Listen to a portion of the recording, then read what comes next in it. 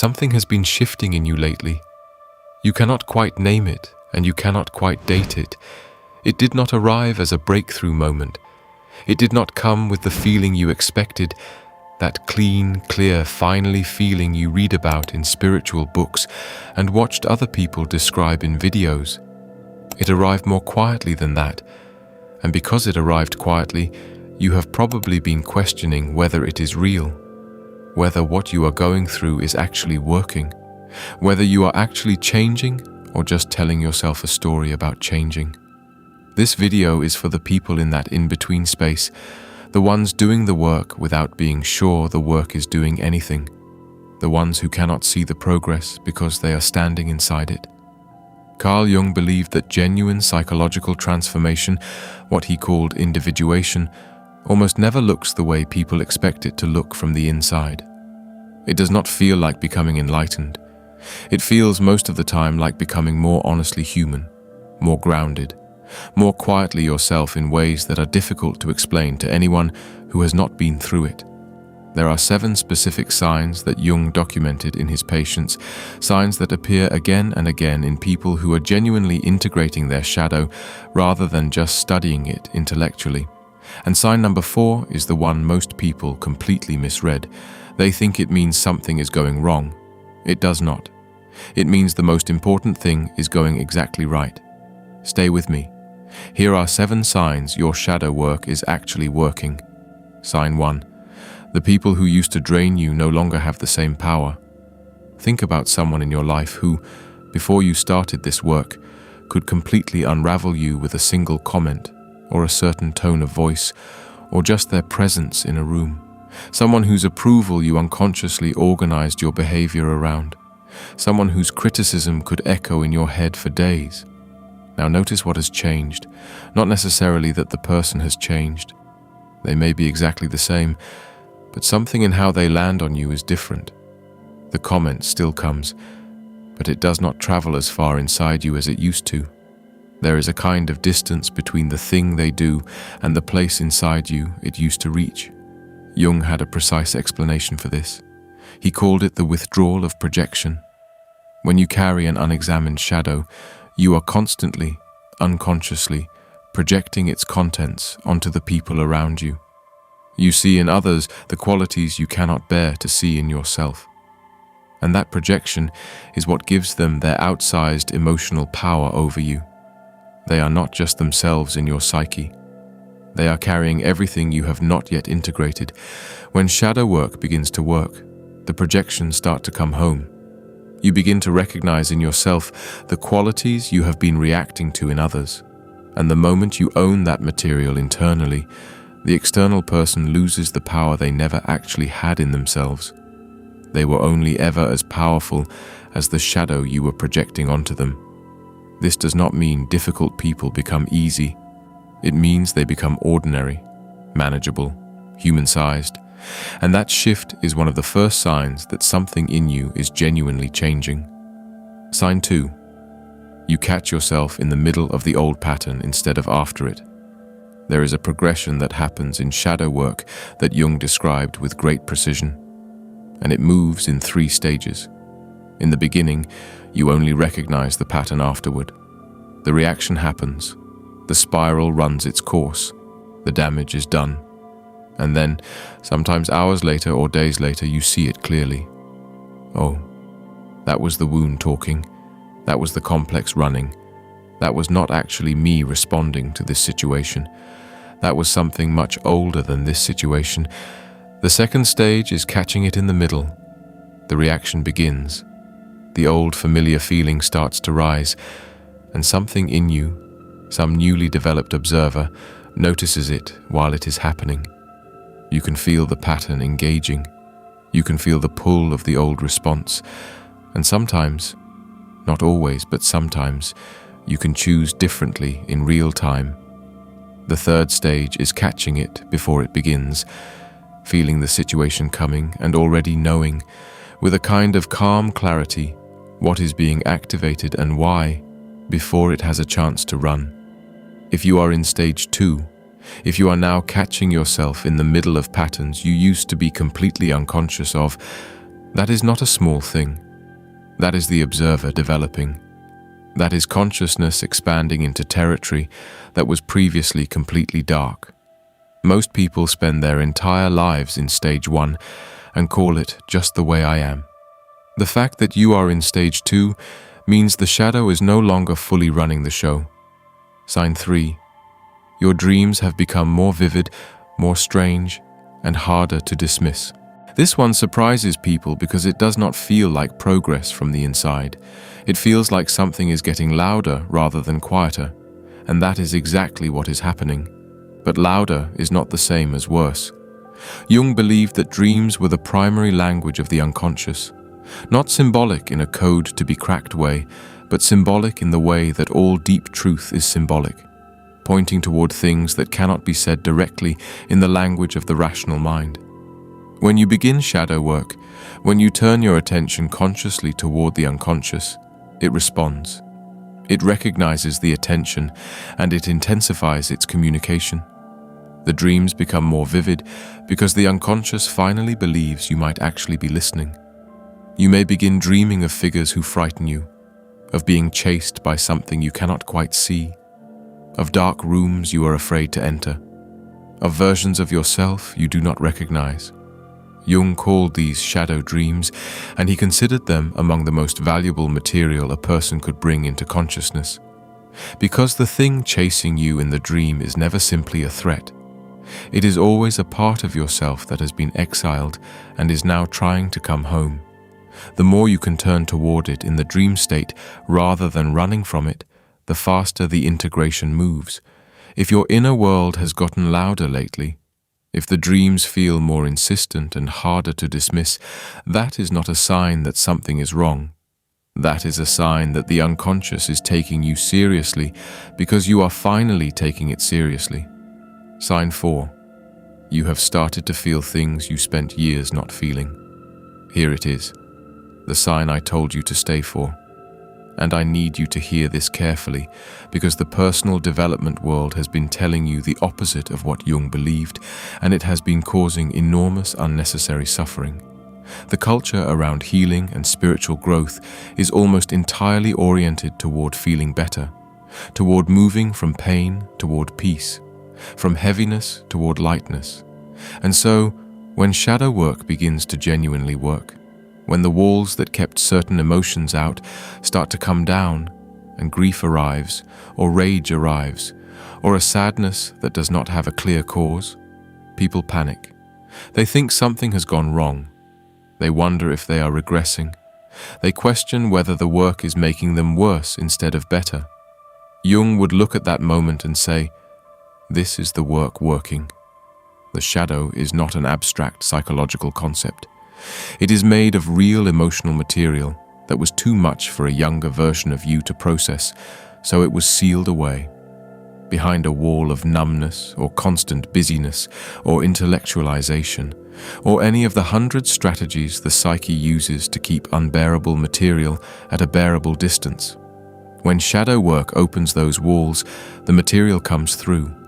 And it comes through not because you have broken yourself open recklessly, but because you have finally built enough inner stability to hold what you could not hold before. Feeling grief you had sealed away is not regression. Feeling rage you had been too afraid to acknowledge is not instability. These are not signs that the work is making you worse. They are signs that the work has made you strong enough to finally feel what has always been there. Jung called this the process of becoming whole, not the process of becoming comfortable. Wholeness includes the full range of human experience, the light and the shadow, the peace and the grief, the clarity and the confusion, and a person who can feel all of it consciously without being destroyed by it is further along than any person who has simply learned to feel better. This is the sign most people misread as failure. It is the opposite. Sign 5. You have stopped needing your story to stay the same. Every person carries a narrative about themselves, a story with a coherent character at the center, a set of defining experiences, a way of explaining who they are and how they got here, and why they are the way they are. For a long time, that story probably felt essential, because it was. It gave you identity. It gave you continuity. It helped you make sense of experiences that were otherwise too painful or too confusing to hold without a frame around them. But Jung noticed something. The personal narrative, while necessary in its early function, can become one of the most powerful ways the shadow maintains its grip. Because embedded in every story about who you are is a shadow side. The villain in your story, the people who wronged you, the circumstances that limited you. And as long as the story stays fixed, the shadow material in it stays fixed too. When shadow work begins to genuinely move, the story starts to loosen. Not because the experiences in it were not real, they were, but because you begin to see them from a different angle. The person you cast as the villain begins to look more complicated. The limitation you described as something done to you begins to reveal itself as something you also participated in. The wound that defined you begins to look less like an identity and more like an event. This loosening is deeply uncomfortable, because the story was not just a narrative, it was a self, and letting it become less fixed feels, at first, like losing yourself. But Jung believed it was the opposite. He believed that the more tightly a person held their story, the more imprisoned they were by it, and that the capacity to hold your own history with openness, to see it clearly without needing it to stay the same, was one of the deepest signs of genuine psychological freedom. If your story is starting to feel less fixed, if you are finding it harder to maintain the clean lines between victim and perpetrator, between your wounds and your choices, that is not confusion. That is the beginning of real clarity. Sign 6. You have become genuinely curious about the people you used to judge most harshly. There is a specific quality of judgment that almost everyone carries. A category of person or behavior that triggers something in you that feels different from ordinary moral disapproval. More personal, more charged, more immediate. Jung had a name for this. He called it shadow projection at its most concentrated, and he believed that the qualities we judge most harshly in others are almost always the qualities we are most unwilling to acknowledge in ourselves, not always the same quality on the surface. Sometimes it is an inverted version. The person who judges others for their neediness the most fiercely is often the person most terrified of their own unmet need for connection. The person most disgusted by arrogance is often the person sitting on an enormous amount of unlived ambition they have been too afraid to claim. When shadow work is genuinely progressing, something happens to that harsh judgment. It does not disappear, but it begins to be accompanied by something else, a flicker of recognition, a question, a quiet wondering about what in you relates to what you see in them.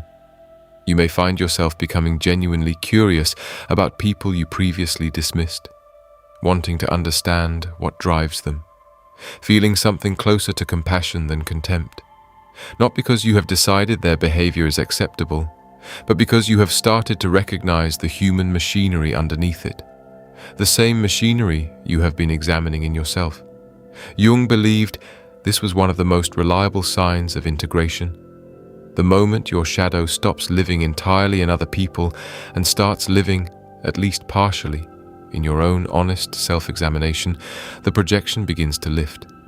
And when the projection lifts, the judgment softens, not into naivety, into understanding. Sign 7.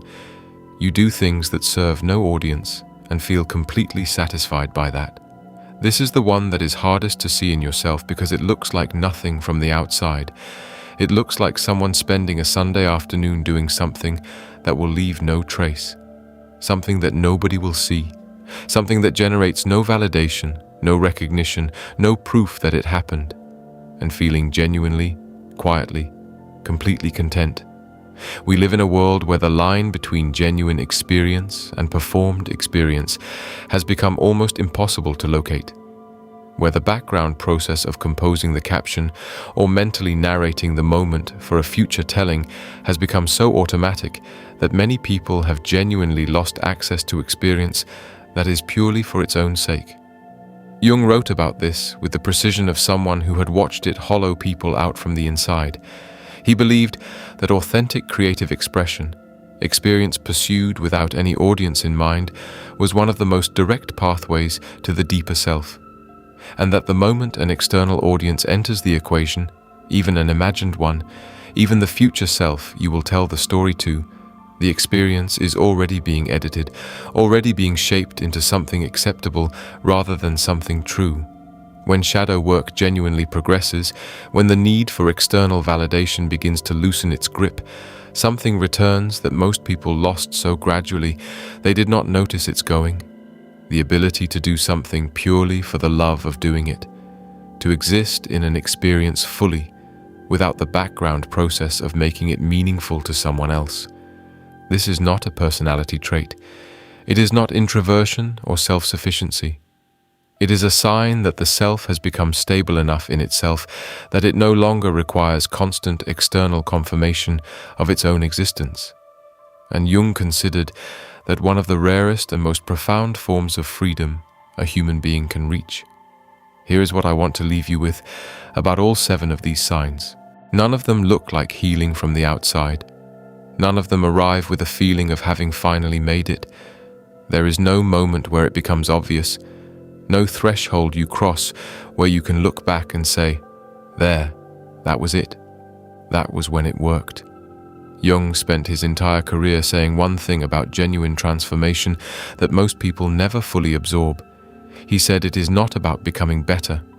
It is about becoming more fully yourself, the full version, the one that includes the shadow and the light, the grief and the peace, the confusion and the clarity. The signs in this video are not finish lines. They are evidence. Evidence that the descent you undertook, the willingness to look at what most people spend their entire lives looking away from, is doing exactly what descent is supposed to do. It is bringing something real to the surface. You may not feel like you are healing. You may feel like you are just surviving, like you are just managing, like you are still too close to whatever you went through to see it clearly. But you are reading these signs for a reason. Something in you recognized something in them, and that recognition is itself a sign. Jung wrote that the most difficult courage is not the courage to face the world, it is the courage to face yourself. And you have been practicing that courage. Maybe quietly, maybe imperfectly, maybe without feeling like it counts. It counts. Drop a number in the comments for the sign that hit you hardest. Just a number, 1 through 7. You do not have to explain it, but read the other comments too. Because one of the quietest gifts of this work is finding out how many people are doing it alongside you without either of you knowing. I will see you in the next one.